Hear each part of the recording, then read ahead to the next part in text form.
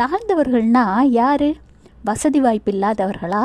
இல்லை உலக மக்களின் கண்ணோட்டத்தில் தாழ்ந்தவர்களா? இல்லைங்க. அதாவது ஆண்டவராகிய இயேசு கிறிஸ்துவினிடத்தில் தங்களை முற்றிலும் ஒப்படைத்து சிறு துளி அளவு கூட பெருமை, பொறாமை, எரிச்சல் இல்லாமல் ஆண்டவராகிய இயேசு கிறிஸ்துவினுடைய கட்டளைகளுக்கு கீழ்ப்படிந்து தன்னை போல பிறரையும் நேசித்து நடக்கிற பிள்ளைகள்தான் தாழ்மையுள்ளவர்கள். உலக மக்களின் கண்ணோட்டத்தில் உங்களை எல்லாரும் தாழ்ந்தவர்களாக நடத்தலாம்.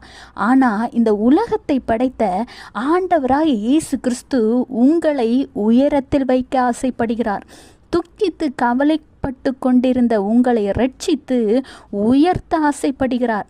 இன்று உங்கள் வாழ்க்கையில் இதுதான் நடக்க போகுது. கர்த்தருக்கு கீழ்ப்படிங்க, ஆசீர்வாதத்தை சுதந்திரித்து கொள்ளுங்க. Have a blessed day. Jesus bless you.